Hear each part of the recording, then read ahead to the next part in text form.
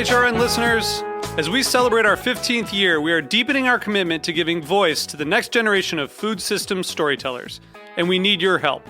Our internship and fellowship programs help activate new possibilities for underrepresented and underestimated young people through experiential journalism, audio engineering, and production training. Through these unique programs, HRN helps food equity stewards build essential workforce readiness skills that expand their potential and foster economic mobility. Please consider supporting these critical programs. And with a minimum donation, you can be entered to win a dinner for two at an amazing restaurant in one of 8 cities and tickets to a concert at a great venue in one of those cities. We have incredible partners across the country who have donated, as they also share our passion for helping to educate the next generation of food systems storytellers. Check out heritageradionetwork.org/15 to donate and enter to win today. That's heritageradionetwork.org/15 to donate and enter to win today. And make sure you donate before March 31st. Thank you.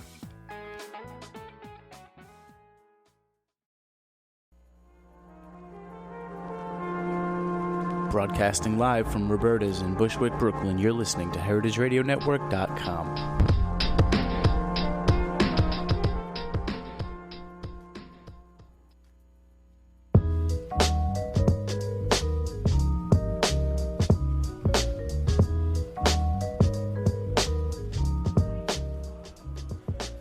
Once again, it's Thursday at 1 o'clock, and you are tuned into the Heritage Radio Network. You're listening to The Farm Report, and I'm your host, Erin Fairbanks. We're coming to you live from the back of Roberta's in beautiful Bushwick, Brooklyn. And today we're on the line with Ken Jaffe of Slope Farms. Ken, welcome to the show. Hi there, Erin. Nice to be here. Great to have you on. So I want to jump right in. You run a beef farm operation up in the Catskills. Why don't you give us a little bit of history on how you got into farming, and then maybe tell us a little bit about the animals that you guys work with? Sure. So we have Slope Farms, and we raise grass-fed beef, and we're in the northwestern Catskills in a little town called Meredith. It's about 150 miles northwest of New York City. I'm actually originally a Brooklyn boy myself, and so we have about 170 head of cattle. So they're, brood cows, the mothers, and then we raise the little ones up, and mostly we're selling wholesale down to restaurants and butcher shops and retail places down in New York City, including actually a lot of our beef comes down to Brooklyn. Yeah, I saw that you guys are selling over at the Park Slope Food Co-op. I feel like I remember that kind of contentious debate a few years ago when they decided to bring meat in, and so it's exciting to see that they're able to support a farm so close to home. And what kind of cows are you working with? Well, we have a mixed herd. I mean, I would say that in terms of grass-fed beef. We and a bunch of other people in the Northeast are trying to, return the genetics of the beef herd to animals that do well in our climate, which is cold in the winter, obviously, or not so cold this winter, but generally cold in the winter, and to finish well on grass, which means finish in a reasonable amount of time and get fat on grass alone, because the genetics of the beef population in the United States is geared towards feedlot production, which is still the overwhelming majority of it. So taken away from their mothers at 6 months, and then spending, or 6 months to a year, and then spending, a few months standing knee deep in their own excrement, eating corn, and being fed antibiotics and hormones, etc. So, we have a different approach, which is but it's sort of recreating this sort of genetics of the way cattle have been previously for the previous several million years, right. Which was, to be healthy on grass and to be mobile from place to place and not standing in one place. So our genetics are, I would say, predominantly Angus, but we have a mixed herd. So we have my current bull is a Hereford bull, which is kind of brown and white animal. And we have some other breeds in there. A little bit of Scottish Highland gives us sort of warmer coats in the winter. Those are the long-haired ones with the big horns. And some Simmental, which is what they call a continental breed. How long have you been farming in the area or farming in general? We've been doing this for 9 years. Okay. And it's basically expanded every year. The demand for grass-fed beef currently is in excess of the supply. But, it's catching up. Part of it was processing and distribution problems, and there's definitely more processing available, so more plants have opened near us.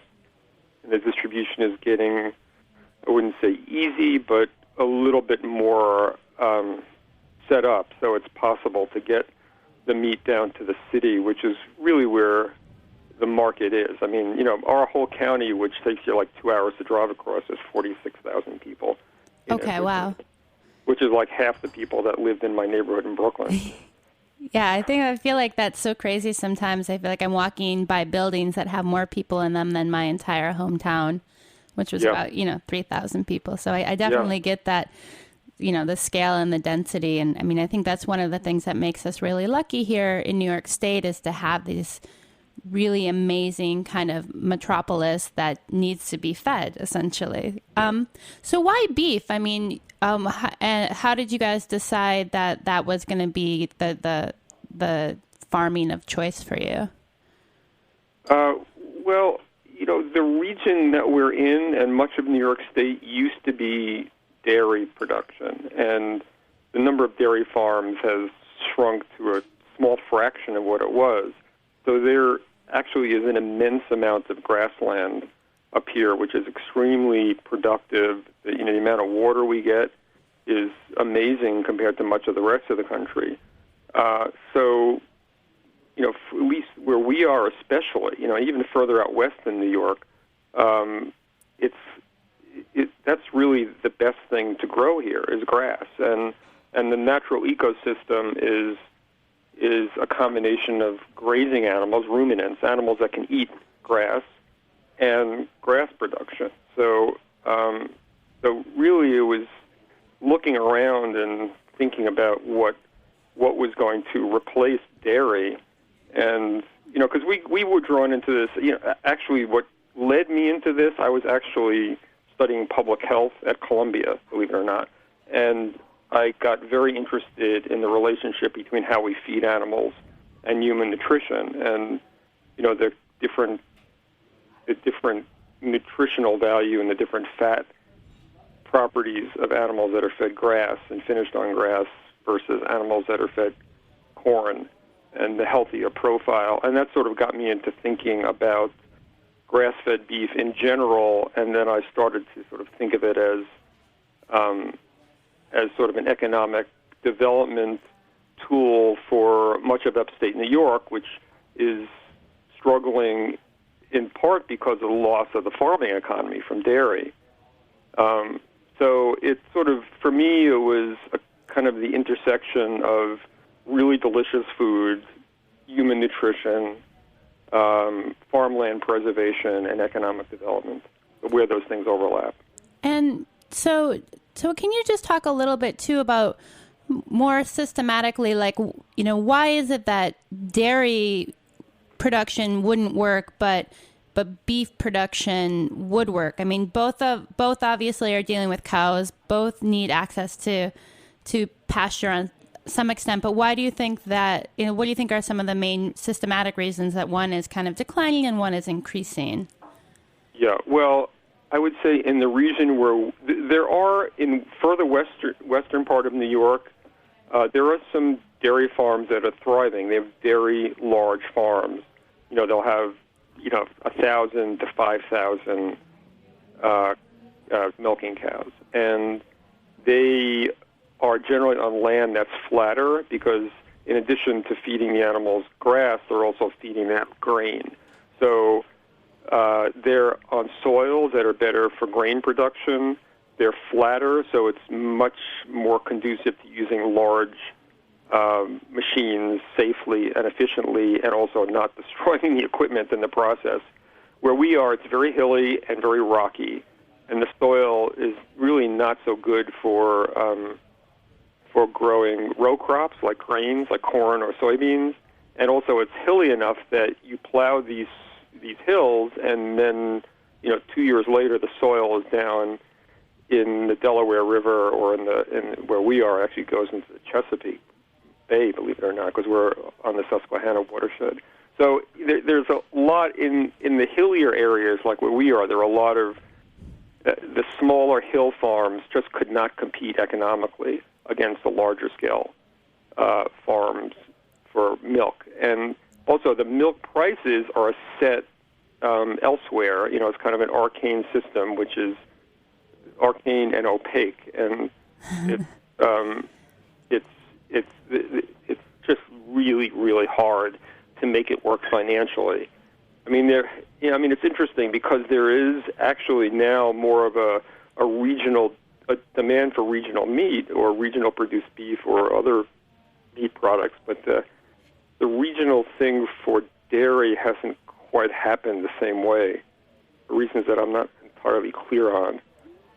Yeah. And, actually there's still the amount of milk being produced in New York State is similar to what it was in the past, but it's being produced by many, many, many fewer farms and many, many, many fewer acres.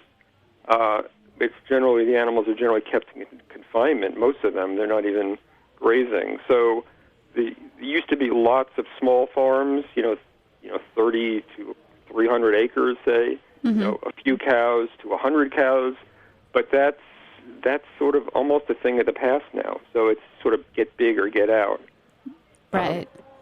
But what's left is, lots of incredible pasture, grassland. So, according to the agricultural census and according to Cornell, there's 3 million acres of pasture land that's unused in New York State or underutilized, which is kind of a hard number to get your head wrapped around. But just to put it in context, that's enough grassland to produce all the beef eaten in New York City. Wow, really?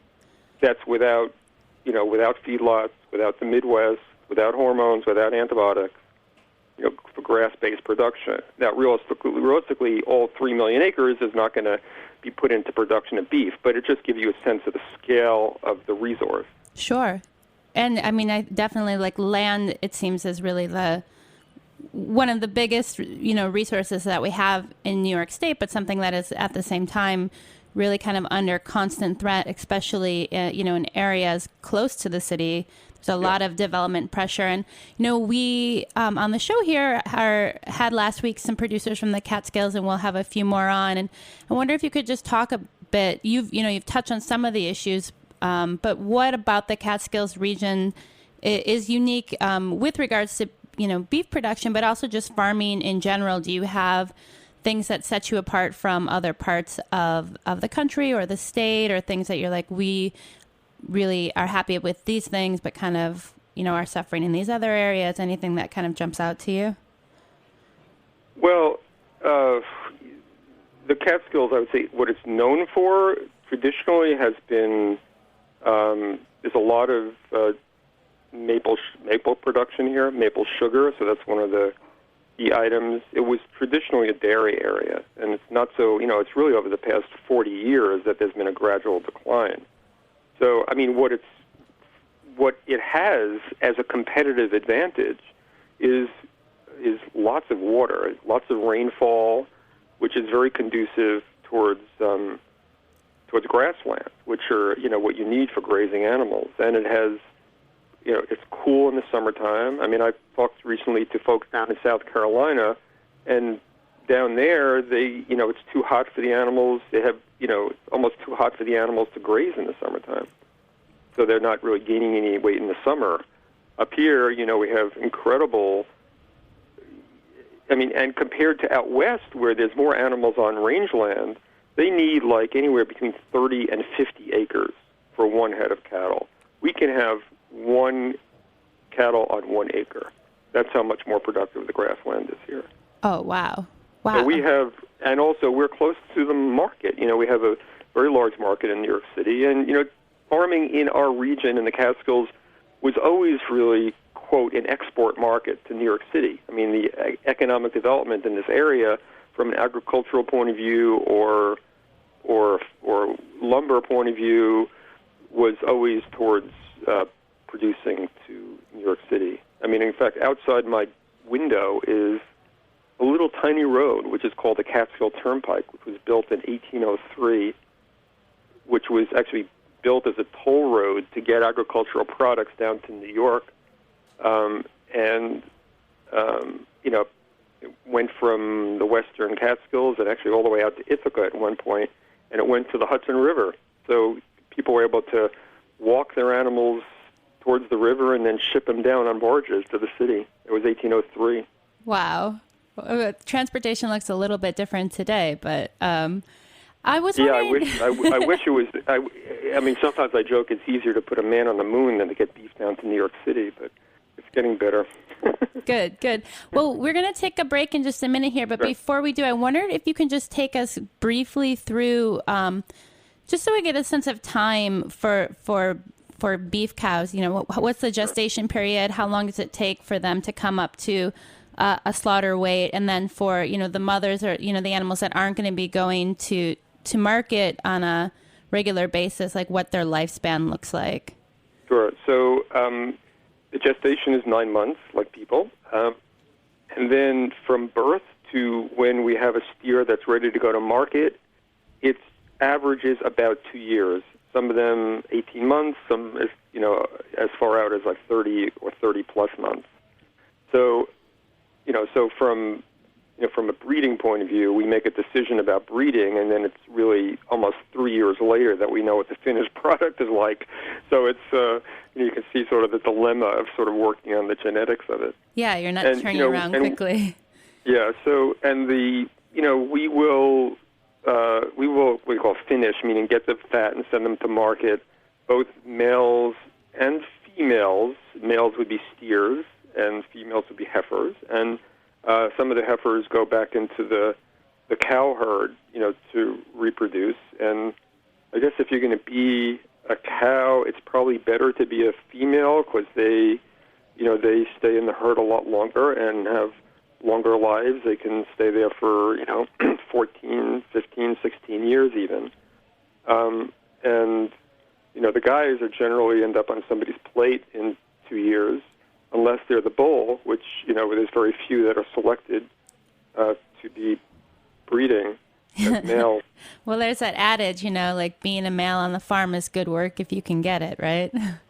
It's good work if you can get it, yeah. But not too many I think positions. The females actually kind of rule the roost, even though the male, the bull likes to pasture, but the females, the cow-calf herd is, 95% female and 1% this large male who's, sort of struts around and postures, but the females kind of look over at him like, give it a break. All right, Ken, we're going to take a quick break, and when we come back, we'll talk about one of the other big issues being discussed in the Catskills, which is fracking. Sure.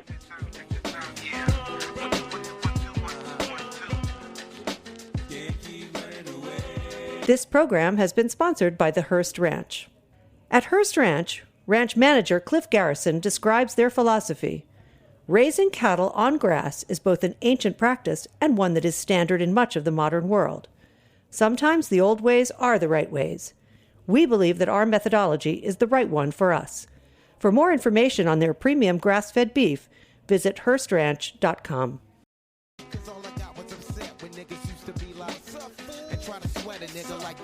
For no reason at all, I can't recall if niggas rolling C's in my face. Down the hall, kicking it in the back of the school, eating chicken at 3. Wondering why's everybody always picking on me. I tried to talk and tell them, till I did nothing to deserve this. All right, back. You're tuned into the Farm Report on the Heritage Radio Network, and we are on the line with Ken Jaffe of Slope Farms. So, Ken, we were talking before the break about the life cycle of the cow and some of the history of both your farm and the region. And one of the issues that I feel like is coming across the radar screen in a lot of different ways down here in the city is fracking. So I was hoping maybe you could give us your take on the issue from the farmer's perspective. Well, I can give you the take from my perspective as a farmer, which is that I would probably be out of business if fracking comes into our area because, I wouldn't particularly want to live in an area that's an industrial zone, but, more overtly from a business point of view is my wholesale customers are not going to be buying meat from places where there's fracking in close proximity. I mean, some of them have said that publicly. The Park Slope Co-op, the folks at Print Restaurant in the city where we ship them a steer every other week. I know I've had conversations with people, the folks at Diner, Marlowe and Daughters, and they're very concerned. So, there's more and more concern about the impact of water on the safety of the food supply,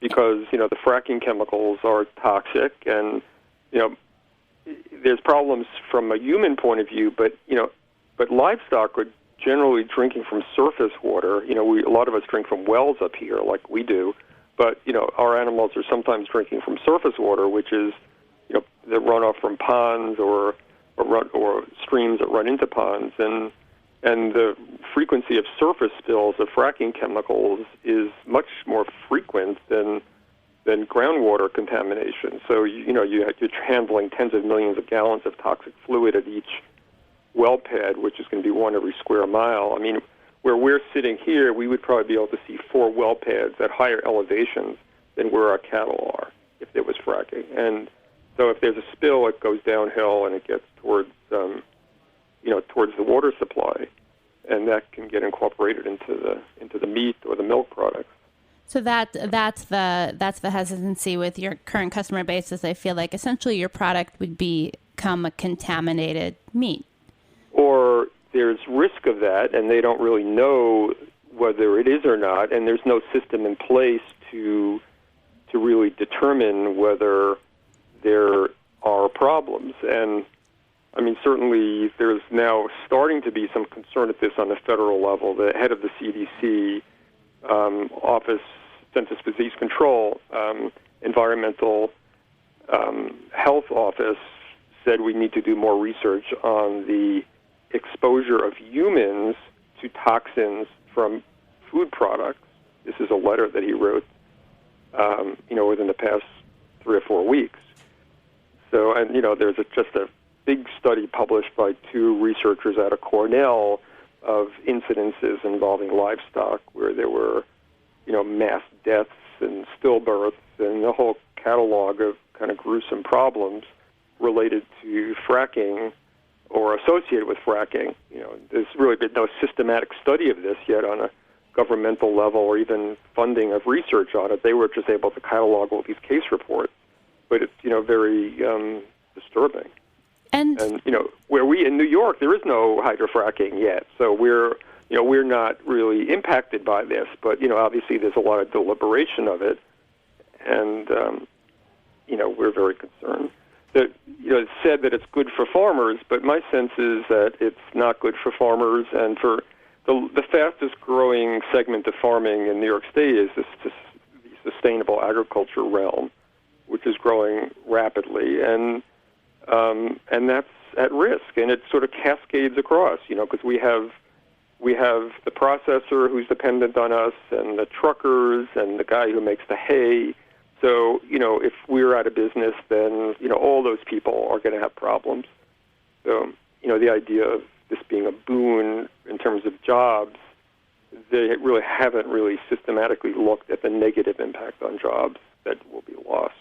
So fracking is not currently happening in New York State, but where is it at in the process? And who are the decision makers? And it seems like, the information that has kind of come across my desk is a little bit unclear kind of which direction things are coming from and like who's in charge.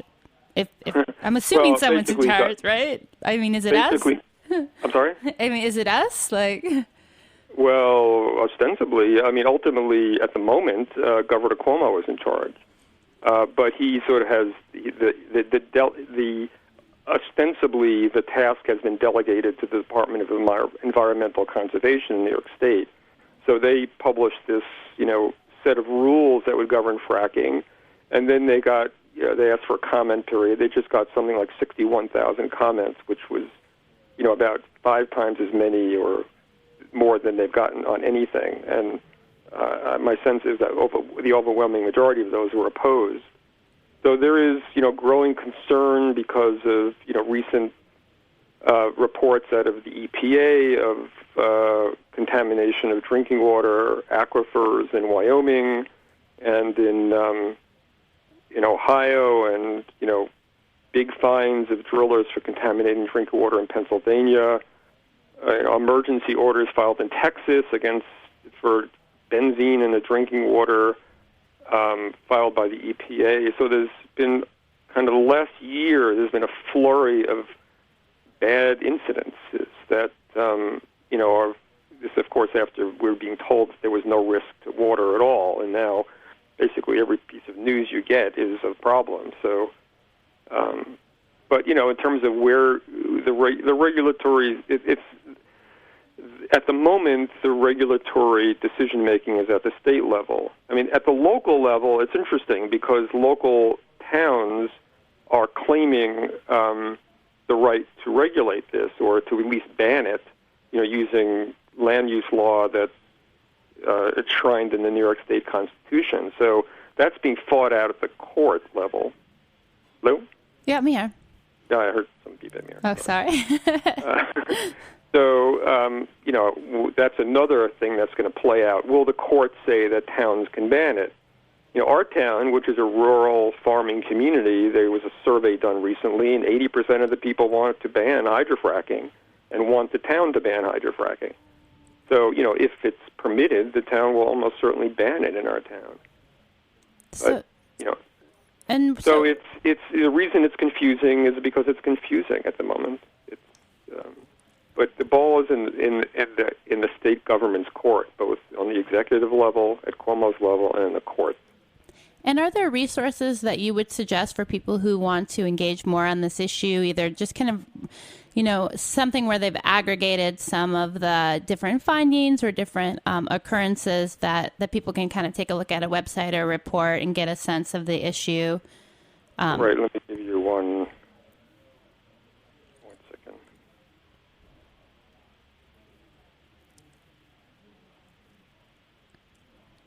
Well, one is unnatural gas, UN-naturalgas.org, unnaturalgas.org, which is kind of a regional group, which has a lot of good resources and links to other resources. The part of the problem is that, some of the mainstream, the kind of larger national environmental groups have been sort of equivocating on this, and there are concerns that they have links to industry, like the Sierra Club recently. There was a report that they took $25 million from Chesapeake, which is the largest fracking, one of the largest gas drilling companies. So whether these people are compromised, whether they have some of them have board members, like, NRDC has board members who are in the fracking business. It's a little bit bizarre. But it seems like, at least in your region that people have a pretty strong sense of which direction they're leaning and how it will impact that regional economy in years to come, and are kind of taking as strong of a stance as they can, essentially, to say no to fracking right now. Well, I want to, cover a couple of more things with jumping back into the beef world, and thanks for kind of speaking on the fracking issue. I think it's something that is it's good to hear that I'm confused because it's confusing. But you had talked. But if you want to reach out and tell somebody you don't want it, just contact the governor's office, because ultimately the ball is in his court. Excellent. Yeah. You had mentioned a bit earlier in the show, and kind of have touched on throughout the issues with regards to processing and distribution. And I was wondering if you could talk a little bit about what who you use or how you use processing or distribution services, and how that maybe has changed over the 9 years that you've been in business, and where you think that's kind of going. Well, when I started, the number of processors was decreasing, so there was concern there weren't going to be any nearby.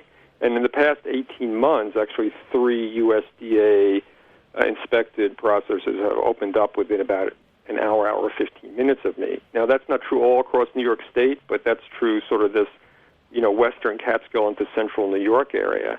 And I know there's moves afoot to build more processing plants. And these are small, well-run, kind of humanely managed places. They're not like major industrial places. So at this point, the processing may have actually caught up to the animal production end.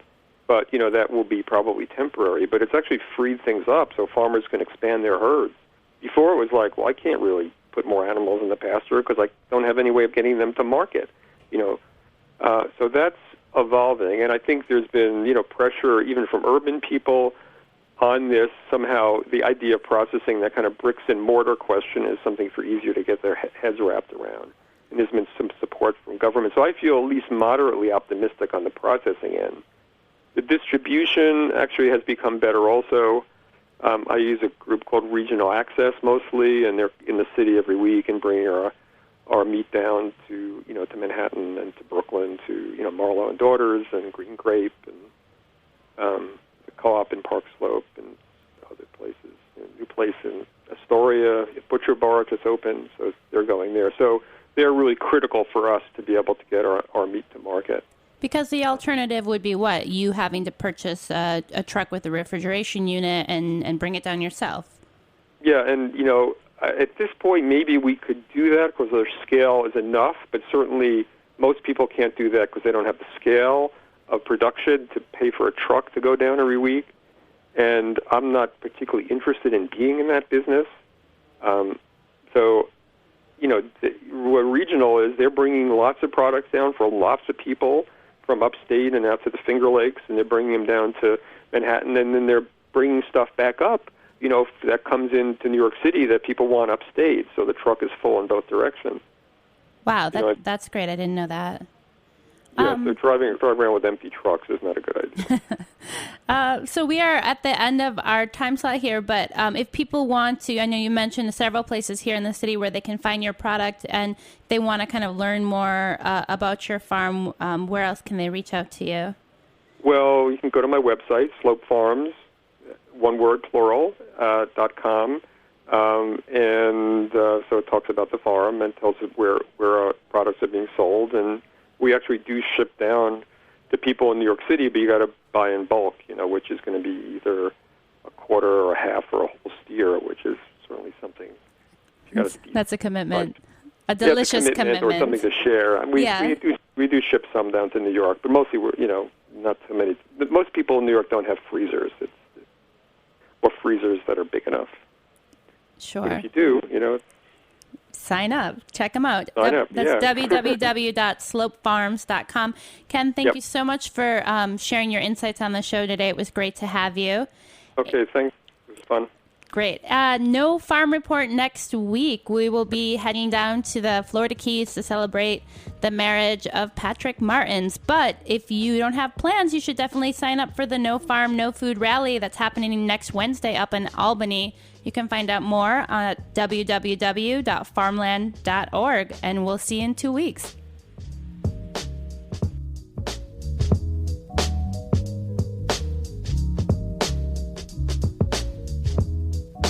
Thanks for listening to this program on the Heritage Radio Network.